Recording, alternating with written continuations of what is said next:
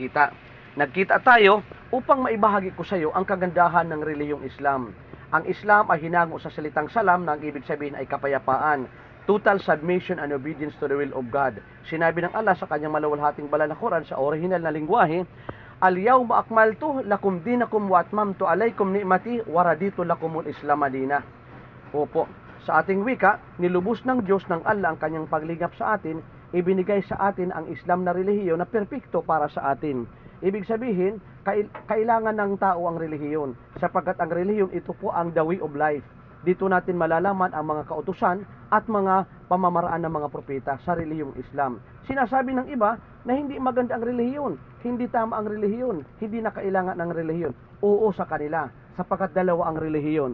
Ang isang relihiyon, man-made, gawa-gawa lamang ng tao. Yun ang mga hindi natin kailangan at hindi natin sundin. Pero ang Islam, ito lamang po ang kaisa-isang relihiyon, ipinahintulot sa sangkatauhan na dapat natin tangkilikin.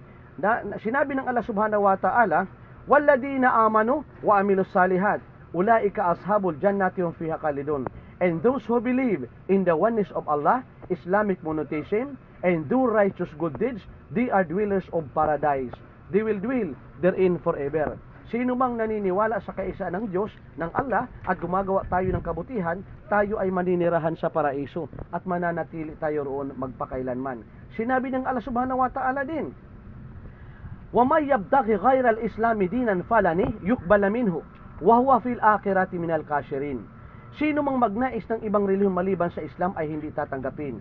Siya ay kabilang sa mga talunan at mga nawalan. Kaya kapatid, kung mayroon mang mga nakikita ka, naririnig mo ng mga relihiyon, ito po ay man-made. Pero ang relihiyong laman na binigay ng Diyos ay ang Islam na hinango sa salitang salam, na ang sino mang magnais ng ibang relihiyon ay hindi tatanggapin.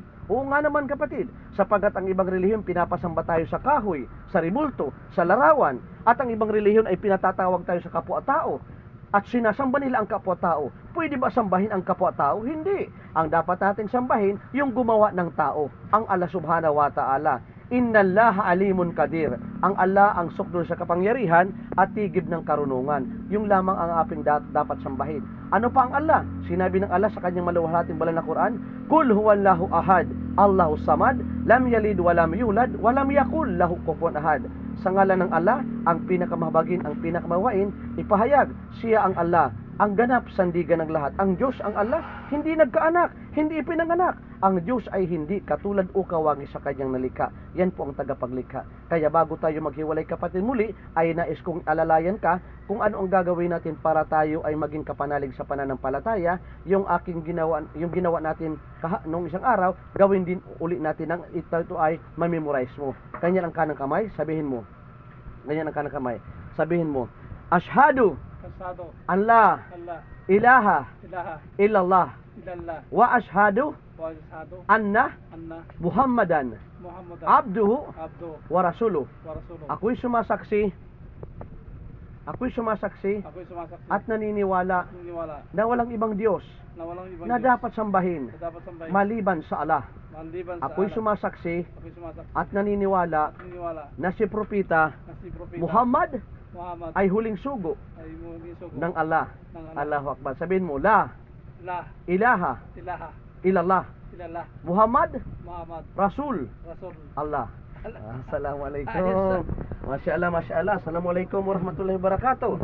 Ako ay nagpupurit at papasalamat sa Allah na ikaw ay pinahintulutan ng Allah na makinig at tayo ay magkita upang maibahagi natin sa isa't isa ang kagandahan ng Allah subhanahu wa ta'ala, ng relihiyon ng Islam, at ang kapurihan, kalulahatian, kadakilaan ng Allah subhanahu wa ta'ala.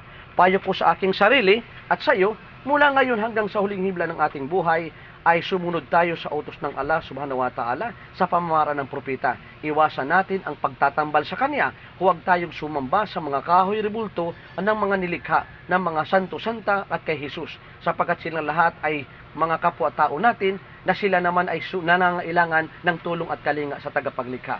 Ang ating dapat sambahin, yung Diyos ni Jesus, ni Santa Maria, ng mga propeta, yung lumikha ng kalangitan at kalupaan, at nagbigay buhay sa atin at mabawi ng buhay, ang siyang tanging hukom at hari sa araw ng paghuhukom. Assalamualaikum. Sabihin mo, wa alaikumussalam.